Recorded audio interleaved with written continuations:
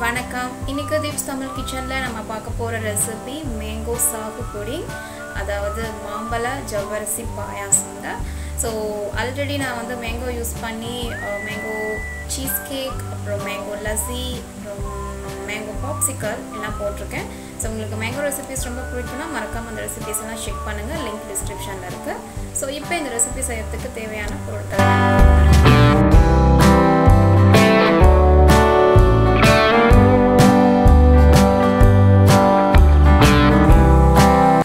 ஒரு table spoon அளவுக்கு பால் எடுத்துட்டு அதில் ஒரு 5 இல்லை 6 குங்குமப்பூ ஆட் பண்ணிக்கோங்க.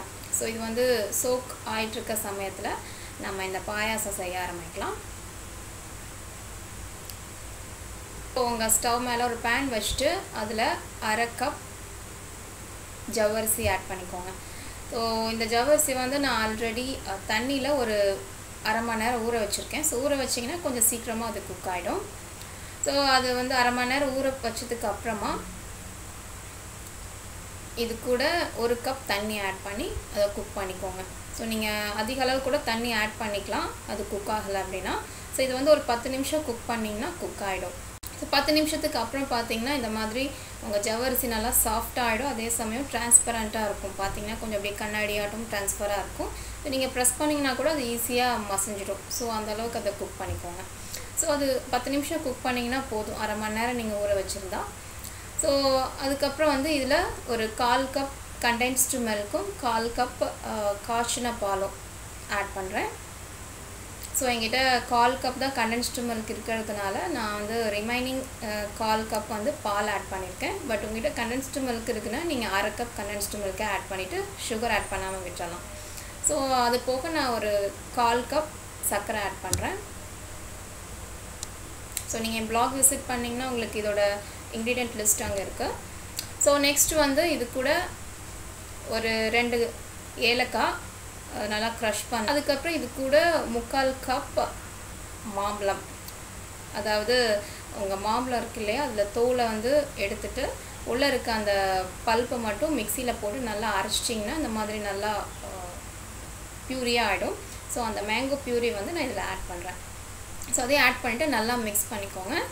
ஸோ மிக்ஸ் பண்ணிட்டிங்கன்னா பாருங்கள், பார்க்கவே கலர் ரொம்ப சூப்பராக இருக்குது. ஸோ நல்லா மிக்ஸ் பண்ணிவிட்டு இதை வந்து ஒரு 5 நிமிஷத்துக்கு லோ டு மீடியம் ஃப்ளேமில் வச்சு குக் பண்ணணும்.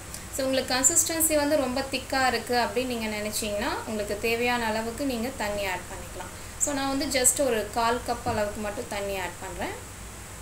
தண்ணி ஆட் பண்ணிவிட்டு நல்லா மிக்ஸ் பண்ணிவிட்டு இதை வந்து ஒரு 5 நிமிஷத்துக்கு மட்டும் லோ டு மீடியம் ஃப்ளேமுங்க, ரொம்ப ஹை ஃப்ளேம்லாம் வைக்க வேணாம். கொஞ்சம் நேரம் லைட்டாக குக் பண்ணால் போதும், அந்த மாம்பழம் வந்து லைட்டாக குக் ஆகணும்.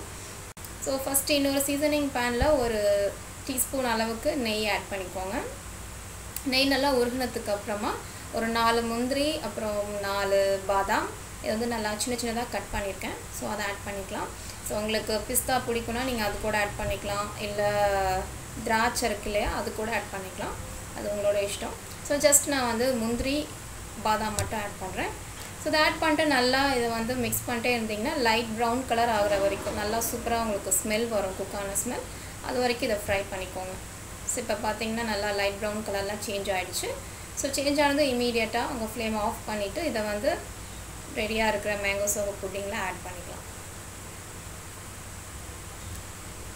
ஸோ ஆட் பண்ணிவிட்டு நல்லா மிக்ஸ் பண்ணிக்கோங்க. வாவ், பார்க்கவே ரொம்ப சூப்பராக இருக்குது, ஸ்மெல்லும் ரொம்ப சூப்பராக இருக்குங்க. ஸோ நல்லா அதை மிக்ஸ் பண்ணிவிட்டு நம்ம குங்குமப்பூ பாலும் ஊற வச்சுருந்தோம் இல்லைங்களா, அந்த பாலையும் இப்போ ஆட் பண்ணிக்கோங்க. ஆக்சுவலாக அதை நான் சூப் பண்ண மறந்துட்டேன். ஸோ நீங்கள் அந்த குங்குமப்பூ பாலையும் இப்போ ஆட் பண்ணிக்கோங்க.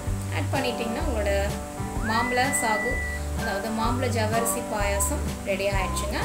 ஸோ இதை வந்து நீங்கள் வார்மாக சர்வ் பண்ணலாம், இல்லைன்னா சில்லுன்னு கூட சர்வ் பண்ணலாம் ஃப்ரிட்ஜில் வச்சுருந்து. ஸோ கண்டிப்பாக அந்த ரெசிபி ட்ரை பண்ணி பார்த்துட்டு எப்படி இருந்ததுன்னு உங்கள் கமெண்ட்ஸை சொல்லுங்கள். இதே மாதிரி இன்னும் நிறைய ரெசிபிஸ் தமிழில் பார்க்க சப்ஸ்கிரைப் பண்ணுங்கள். வீடியோ பார்த்ததுக்கு ரொம்ப தேங்க்ஸ். இன்னொரு இன்ட்ரெஸ்டிங்